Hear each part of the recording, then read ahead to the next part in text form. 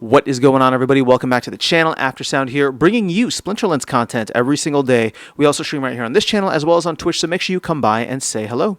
This video is also brought to you by my music, which is available anywhere you stream music under the name Aftersound, and I do have a new song out recently called Don't Forget About Me, the Supernova version, so check it out. Let me know what you think, and I appreciate the support. All right, guys, we have a big news announcement here coming in on a Monday morning, which is exciting.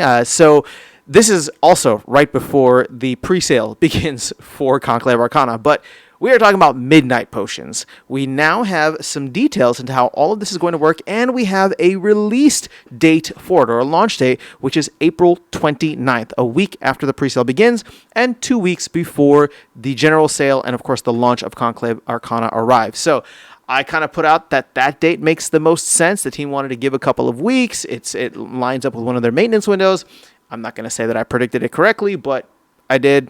I mean, it is what it is. It made the most sense, and I am just super thrilled. This is not about me. I'm just super thrilled that the team is firing on all cylinders, that they're just knocking this stuff out, man. Really, really exciting. So let's go in and actually talk about some of the details here. So, introducing Midnight Potions, a new era of land-based crafting. Harness the shadows, craft the power. All right, so new powerful item is on its way. You can hear, I believe this is, we'll do the eye candy as well. So this looks like this looks like an aura lab, right? So you can actually go in and create one of these now and harvest aura. You can see here that you can buy them on the non-card market, and they're available for sale by any and all players.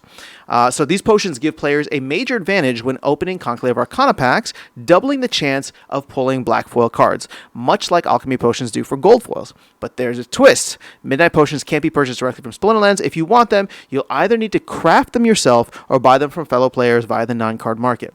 So crafting Midnight potions involves an all-new resource. We know all this already, but for people who may not be up to date, it's called Aura, and you need to be able to build a new worksite called, an Aura Lab. And in order to do that, you need to spend research. So research is going to be a burnable token here. Spend research to obtain soulbound Aura Lab permits. So you use a permit to build an Aura Lab worksite, and this is like the inside. You can see how it works. All right. Aura Labs consume wood, stone, iron, and grain to operate and produce a new type of resource called Aura. Craft Midnight Potions from Aura via a streamlined artisan quarter screen. So now you can go here, and you'll be able to see what you can create. So it looks like the crafting cost is 8,000. I don't know if they actually list that out. But let's actually go further out. And again, I don't know if that picture is just an example or whatever it is, but let's find out. So the end-to-end flow for crafting a Midnight Potion is this. You produce research, then you use that research to get an Aura Lab permit from the Artisan Quarter Screen. You construct an Aura Lab, right, on one of your land plots, which will use the newly acquired permit. You harvest Aura from that Aura Lab, right? So instead of getting grain, wood, or you harvest Aura, you go to the Artisan Quarter Screen and craft Midnight Potions from your Aura. You use the Midnight Potions when you open Conclave Arcana packs. I believe it's usually one per card, right? So for each pack, it's going to be 5 that you can, or up to 5 that you can use, or sell them to other players on the non-card market. You can get the Artisan Quarter Screen from your production overview, item inventory, or by clicking on your Aura balance on your regional view. So this loop is more than just a crafting system.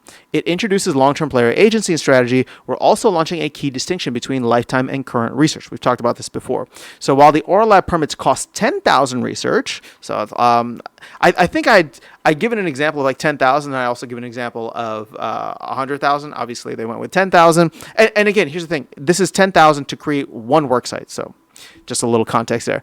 Your lifetime total still determines your land title and contributes towards Secret of Praetoria progress. In other words, crafting doesn't cost you prestige. Now, there's important notes and mechanics. Aura Labs require the same wood, stone, and iron inputs as research huts and shard mines.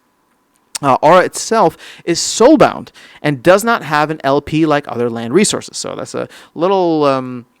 it would have been great to have another LP for DEC, but you know what? This probably makes it a lot easier, and seeing how slow it's taken to build up the other liquidity pools, I think it would make things a little wild. So we already have a final product, which you can create from Aura, which is the Midnight Potions, and those can be sold on the non-card market. That doesn't need a pool, and it's just, I think it probably works better this way. So this is because Aura is volatile, or a volatile, dangerous substance, so the League of Vertigo has deemed it unsafe for transport and trade. The new Artisan's Quarter Screen can be used for both obtaining Aura Lab permits and crafting Midnight Potions. It will also replace the existing screen for combining totem fragments. I think you'll still be able to do that, but let's go up here and just double check.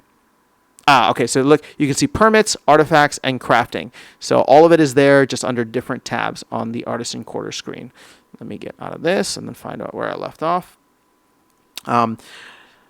Okay, so, whoops, no, went too far. So R itself is soulbound, we got that. The new Artisan Core Screen can be used for obtaining, and then castles and keeps get their normal percentage of aura produced in their area through the taxes. Now, more mechanics to keep in mind. Aura lab permits are soulbound and reusable. This is something I wasn't sure about, but it makes a lot of sense. Once a lab is deconstructed, meaning if you want to change it to something else, the permit returns to your account, and then you can use it on another plot of land. So I think that's actually probably a good move, so people don't feel like they're just spending research and it's like, oops, I put it on the wrong one. Aura production is 0.0005 per hour, the same rate as iron, and crafting a midnight potion requires 40 aura. Oh, okay, so I guess I was not doing the math right earlier, which probably makes sense. I mean, 8,000 aura. Oh, okay, was this for 200 potions was going to cost 8,000. Okay, that makes a lot more sense. So it's going to cost 40 aura.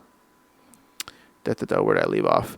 And crafting Midnight Potion requires 40 aura. Now, there is a production bonus boost of 100% on magical or occupied plots, so those do get a little bit of added utility. Plots with aura labs become non-transferable and cannot be sold on the market unless the worksite is changed. This is actually very important. So you will have to change it to something else. I don't know if that requires you to probably go through the 24-hour change, but yeah, I guess it does. And the Midnight Potions will be fully tradable and also appear in the potion shop, purchasable via the non-card market. So for those of you who have used the non-card market, I mean, it's not like a regular, it's not like Hive Engine, like a trading exchange or something like that. So we'll just have to wait and see. And I suppose there will probably be a 1 DEC listing fee as it is for everything else. So that's going to be another area in which instead of using it as an LP, which also burns DEC, I think people playing the game of trying to, put the lowest price potion out there and win market share or win whatever you want to call it, right? Just get their potions moved. That's going to be a lot of jockeying for position with a 1 DEC listing. It's not going to be much, right? Because you can list like 1 million potions for 1 DEC, so it's not that big of a deal. But we'll wait and see what kind of impact this has on the game overall. I'm just excited about the fact that it is coming very soon. As I mentioned, April 29th is the date.